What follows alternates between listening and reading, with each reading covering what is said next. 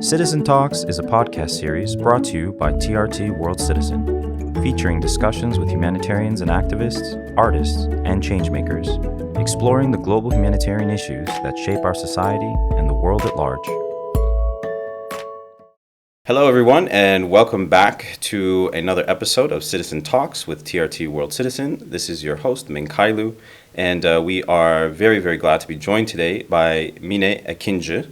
She is the founder and co-director of CODA, which is an acronym in Turkish. The English translation of the full name of the organization is the Rural Schools Transformation Network. Mina, thank you so much for joining us today. We really appreciate you being here. Thank you for inviting. So let's start, as we always do, with you first. Why don't you tell us a little bit about yourself, what your background is, and how you became involved in the education sector? Of course. I'm Mine. I'm from Jalloh. I grew up in Jalloh in a small town. Then in 1999, there was this big earthquake in Marmara region, and normally we were living at the center of Jalloh. But then after the earthquake, we moved to my grandma's village. And since then, my parents still live there, and I also grew up there for some time. But then I was a good student, and for high school, I came to Istanbul. I studied in Robert College in Istanbul as a boarding student, and since very young age, I was interested in social justice and social issues. So I was involved in many different NGOs. I started volunteering at a very young age, and then afterwards, and I was also thinking I will study political science and enter politics because I thought that's the way of changing the world, changing something. Yeah. But then I also liked civil society and working with civil society organizations a lot. And then for university, I went to Boğaziçi University. I studied political science and international relations. But then while studying political science, I understood it's not really my path, and right. I could do much more in civil society organizations. And then it's it kind of became my path. And in the meantime, I was really interested in political philosophy, like what is justice, what is freedom, and how do you establish them. And it was the time where I got interested in education. I always loved children, and I was actually to gain pocket money while I was a student. I was giving private lessons. Then I started studying more and more about education, both for my lessons, for preparing my lessons, but also from this political philosophy, social change perspective. And that's how I got interested in education. And then because of my rural background, because I came from villages myself, at some point everything came together in my mind, and I focused on rural education. Then I was working for some time, but then I went to Harvard University for doing my master's, and I did my master's in international education policy. There I focused on rural schools and how rural schools work in different countries, and how is it in Turkey, what are the main problems, challenges, and how to solve them. It was a time where I got interested in maybe starting something about rural schools in Turkey. I wrote a project when I was there, and then I started working at different NGOs, but then also it was the establishing phase of CODA. And then after some months, we decided to establish CODA with some other volunteers, with some other friends. Yes, now I'm a full-time CODA member. Wonderful. So what is CODA? Can you give us a basic introduction for the viewers who are not aware of it? Of course. CODA, it's Rural Schools Transformation Network, Köy Okulları Değişimi Derneği in Turkish. And what we try to do, as you know, when you talk about village schools in Turkey, or also in many countries, people always think about more physical stuff. They think about books, they think about walls, they think about the school building. Resources. Resources, yes. But actually, as you know, education is much more than that. And the village schools, there are problems with village schools, but it's only a part of the problem. And I don't think it's the main problem. And CODA started with this idea that we need more systematic change, not only sending books or sending stuff to village schools, but what can we do more than that? So this was the initial question which started CODA.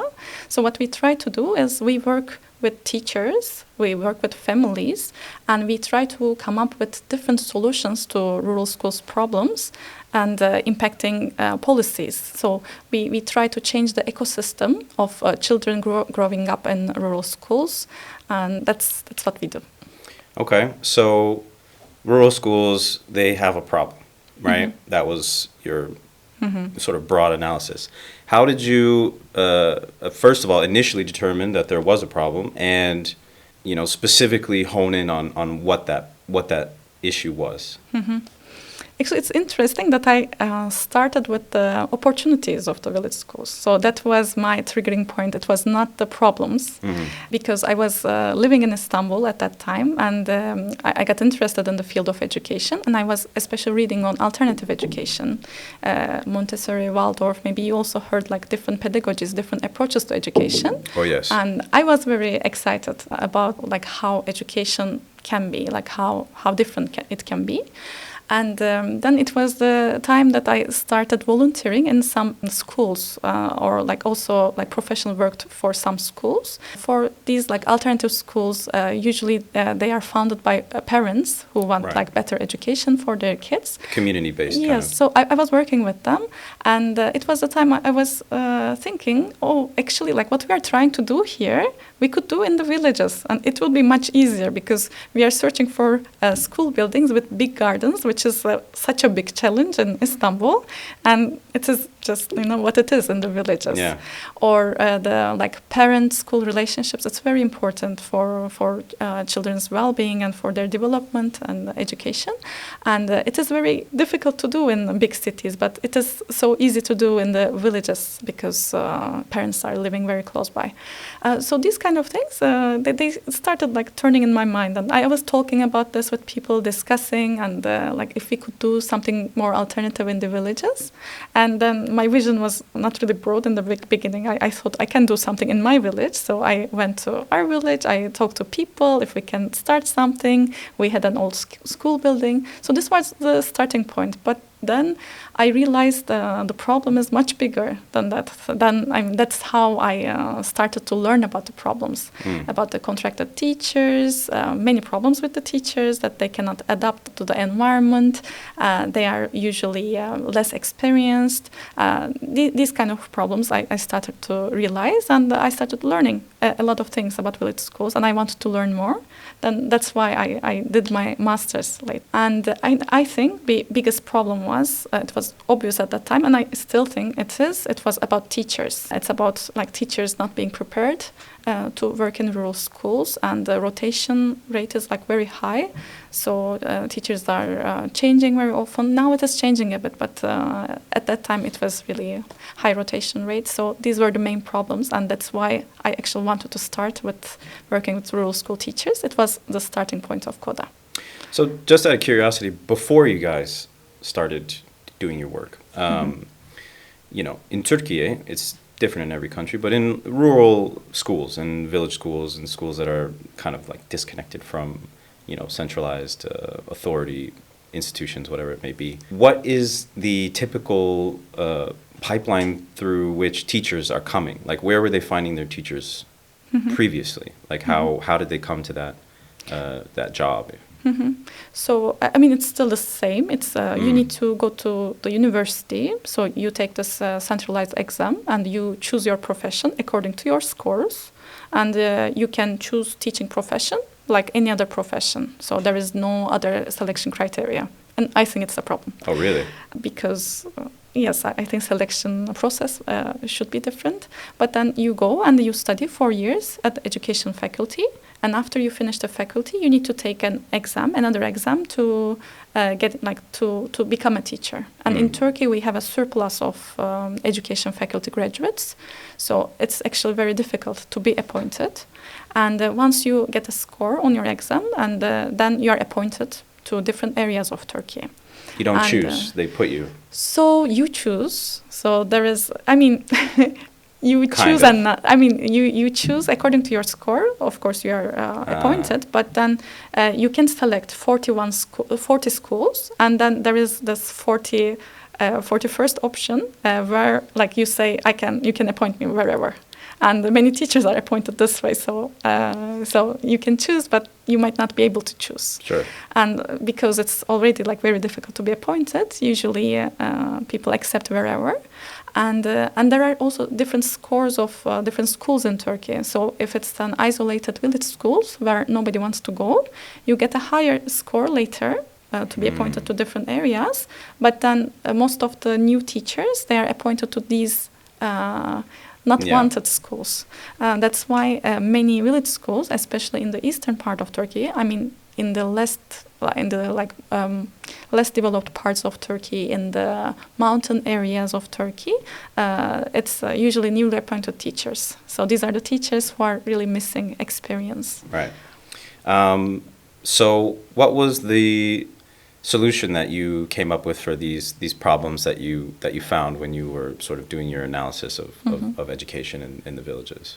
So our first idea was teacher communities. So because we saw the need for teachers to talk about their problems, to find solution to their problems, also to socialize, because they're coming from different parts of Turkey and they come to one area, and usually there is like one teacher, there are two teachers, not many teachers in one village school.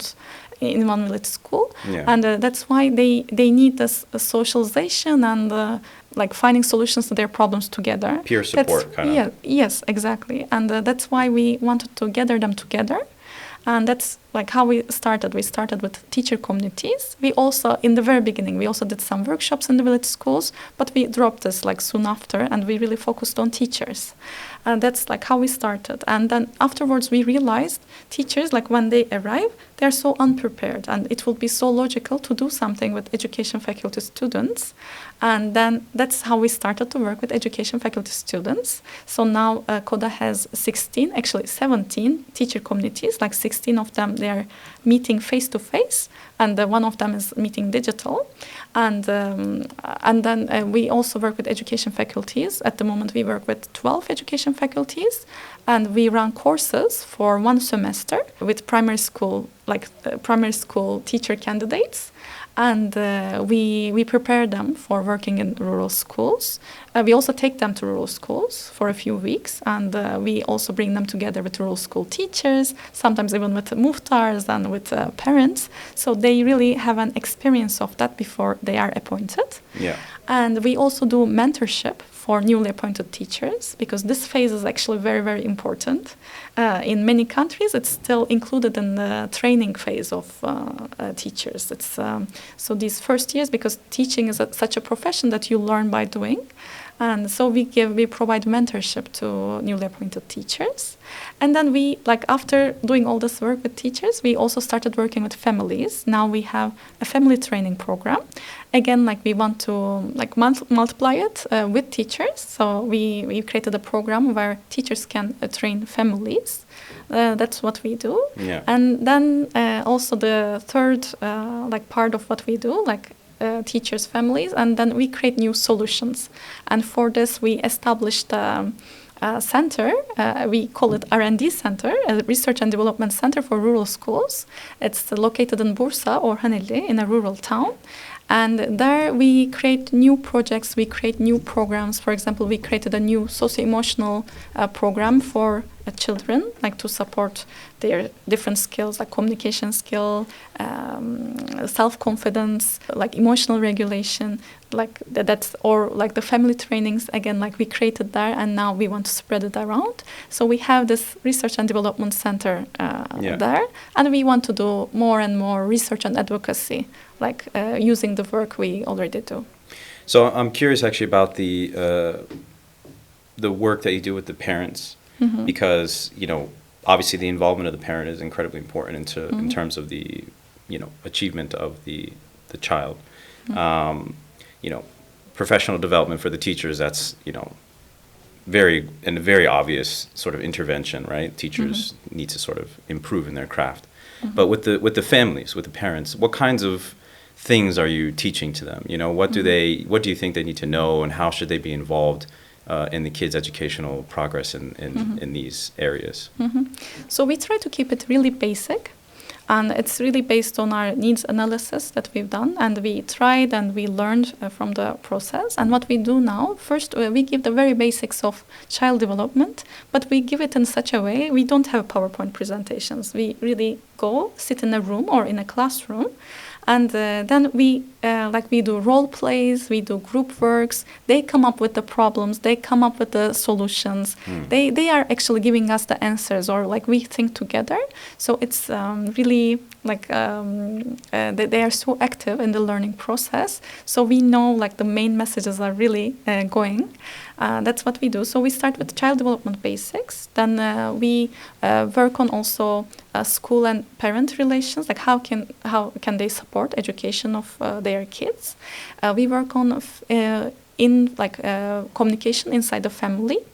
Positive discipline, that's a really big issue. Parents really don't know how can they discipline their children without screaming or without using any kind of physical violence. Wooden spoon is the number one. Yes, but when you talk to them, it's not because they want to hurt their child. Of course. That's like what they saw, and they thought only this way they can be a really good parent. And that's like what we try to unteach, and we try to find other methods. They can still discipline their child, but not hurting them, actually even encouraging them to do more. And that's what, and also we work on nutrition a little bit, like hygiene, and sometimes we also get into electronic media, like because now it's also an issue in many rural areas. So it's permeated fully. Yes. You're talking like not just smartphones, but like iPads and all of this. Is the internet? Usually phones. In the villages most of the time, but it really depends because poverty levels and like how much internet is available in villages, it really changes from village to village. Okay. So it depends. Okay. So this is kind of like, I feel like it's kind of like a holistic sort of solution that you guys tried to put together here. How did you decide that this was the way to approach this issue? Like what was it that made you think, okay, we need to do this for the teachers, we need to do this for the parents, and these R&D projects that we're focusing on, like what made you take that particular approach?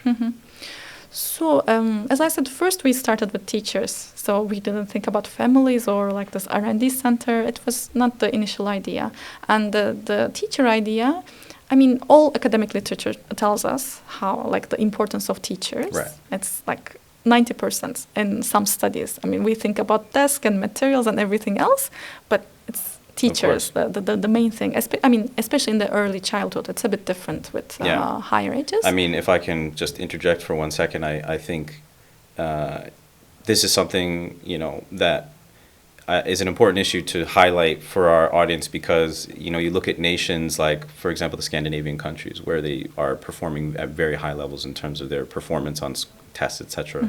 Teachers are paid incredibly well.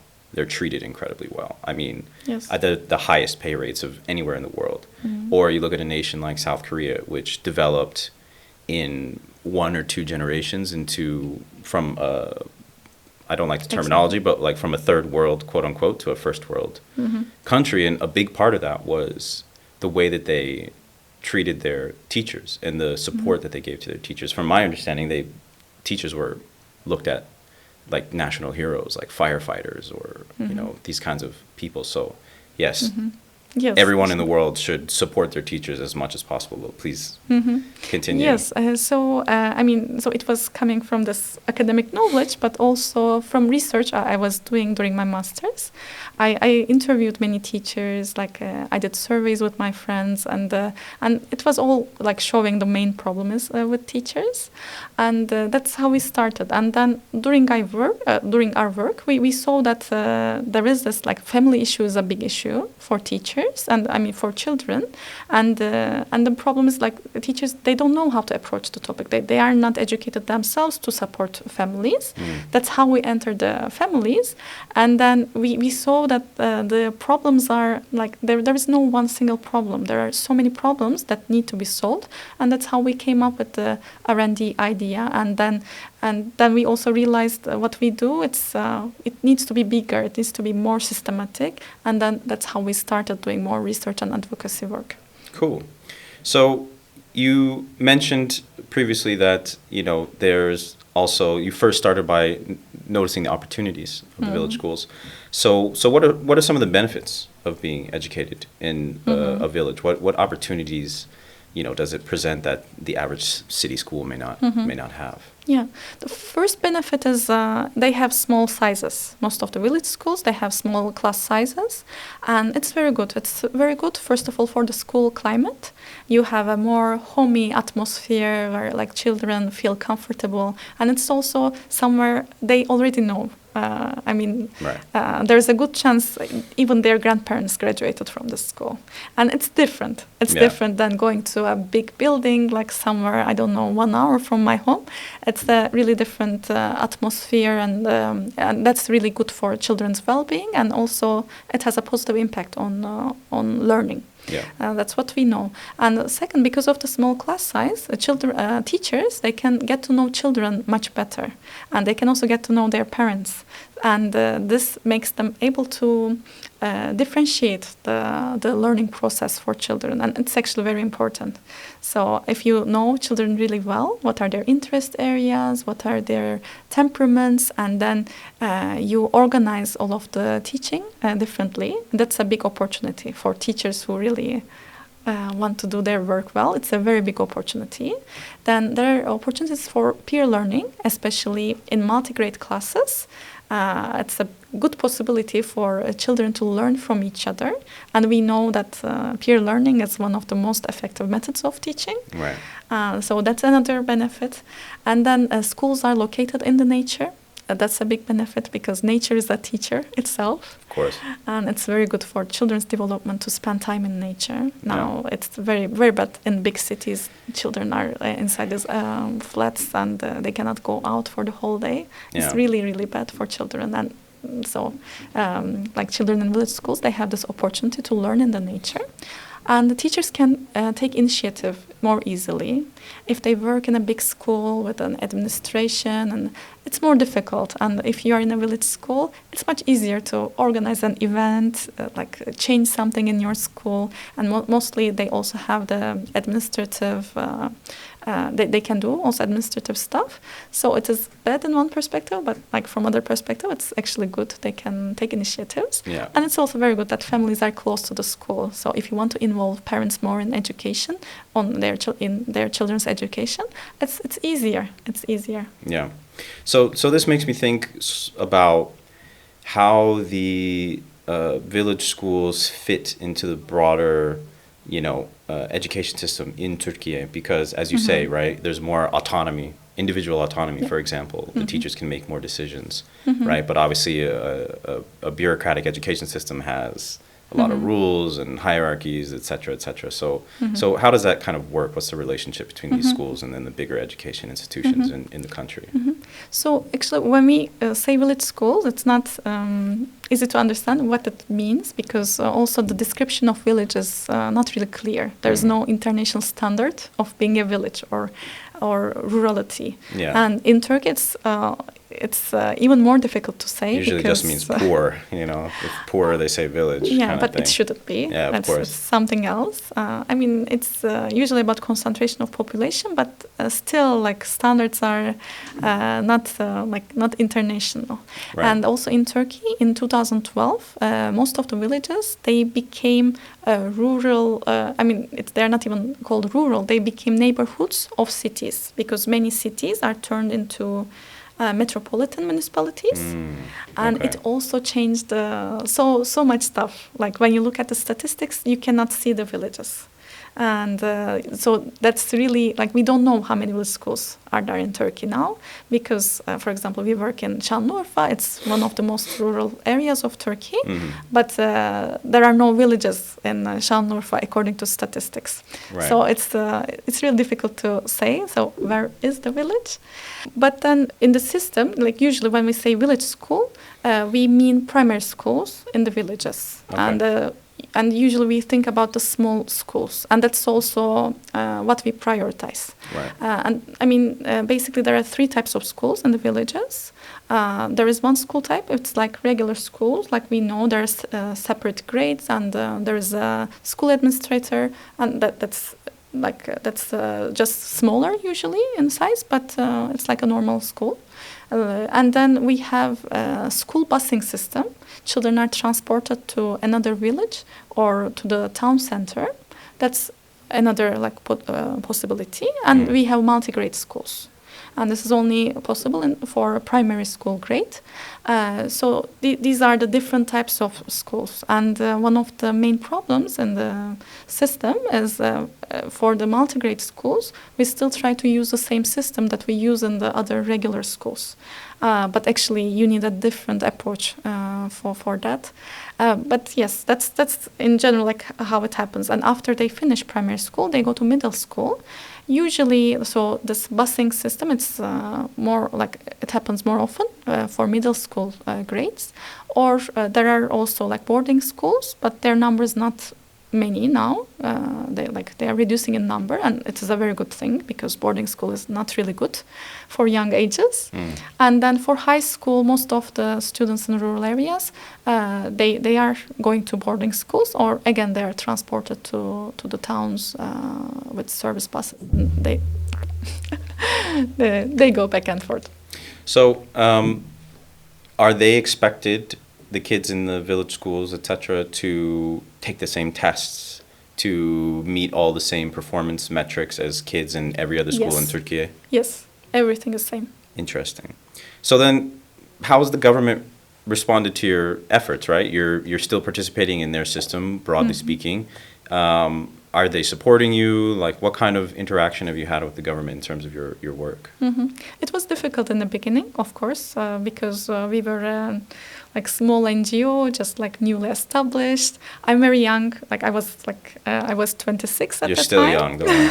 It's fine. And so it was really interesting for them. They couldn't understand, and it was a little bit difficult for us to get permissions, but we always found a way. We explained ourselves, we went for meetings, we didn't give up, and then we could find some schools, some districts to work, and then once we could prove that we were doing something useful, it really benefited, and we always do impact evaluation, so everything is really documented, and then it was easier and easier, and then now we actually collaborate a lot with the government institutions. We collaborate with the Ministry of Education. We sign protocols, and we collaborate for teacher trainings for teachers in rural areas, and we also work with local directorates of Ministry of Education for starting our teacher communities mainly, and we also collaborate with the education faculties. I mean, without the support of government and universities, it's for us it's almost impossible to work.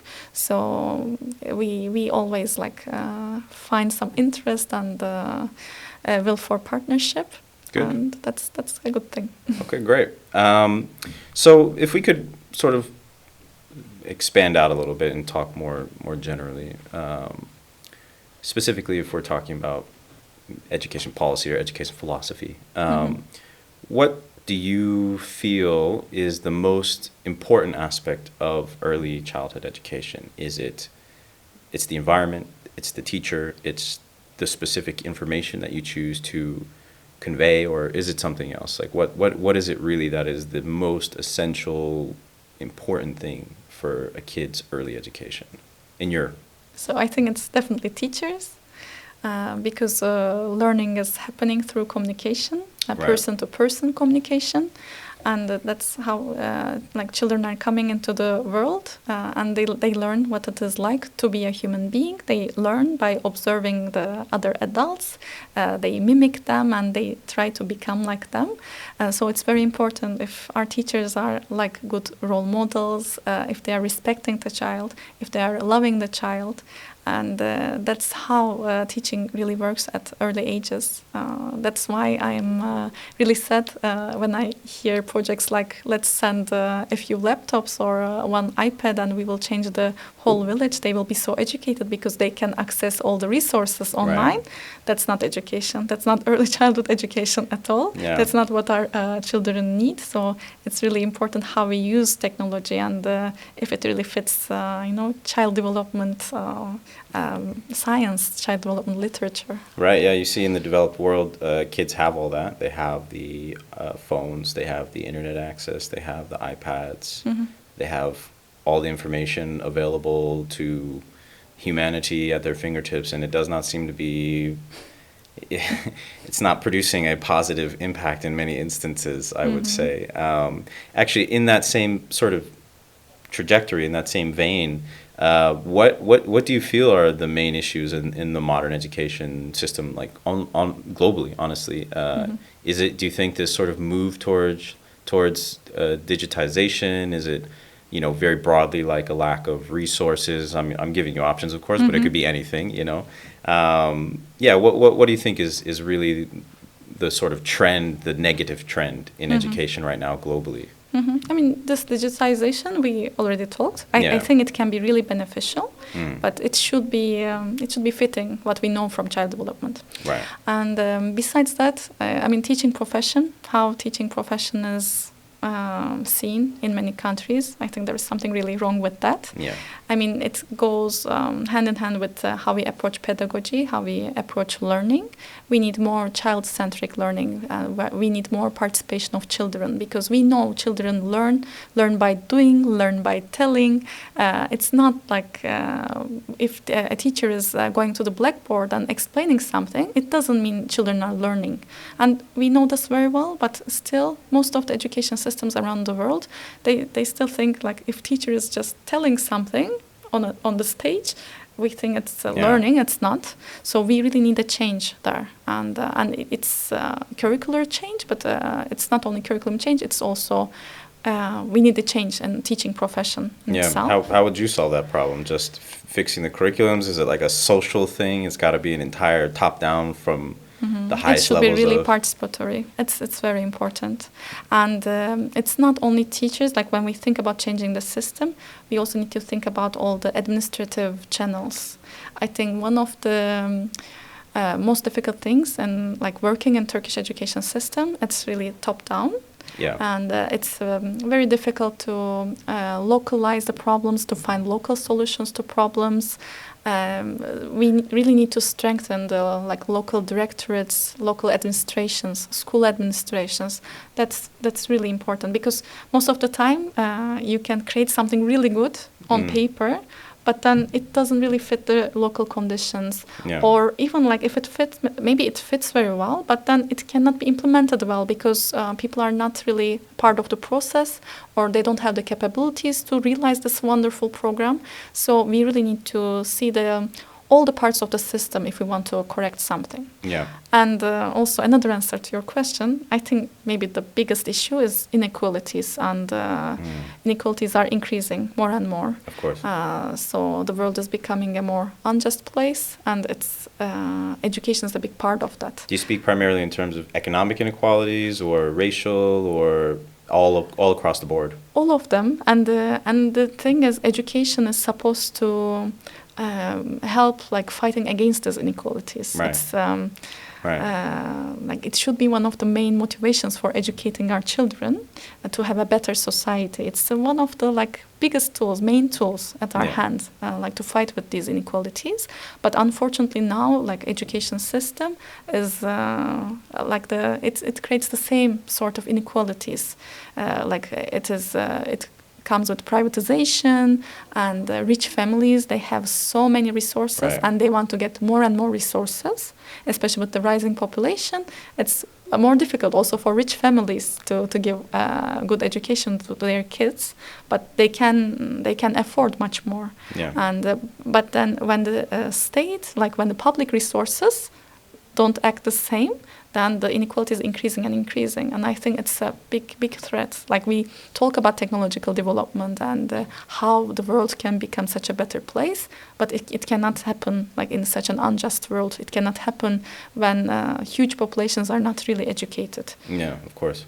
So you talked a little bit about bureaucracy, right? The nature of education bureaucracy, and I'm curious if you feel like bureaucracy helps or hurts in terms of our education systems, right? Because on the one hand, without bureaucracy, you probably won't have, as high literacy rates and as broad of a reach of education systems, in this location, that location. But on the other hand, bureaucracies are, once they're established, they become slow, they become outdated very quickly, very hard to make change, to improve things. Once you have a system in place, people they become committed to protecting the system, especially if they're being paid, you know what I mean, to do so. So would a more autonomous education system be better, or do you think, well, without the bureaucracy, like, we wouldn't have as broad of a reach of education? Like, what's your opinion on that? I think we need a combination of that. And I think we also need to see, like, if you look at the history of Turkey, it's a big success after all that we could establish so many schools all around Anatolia. We could establish all of these directorates, all of this bureaucracy, and it was really important for raising the school rates and the school enrollment rates. Yeah. So I think we need to see that, and I think we need some bureaucracy for things to be just, to be and services to go everywhere.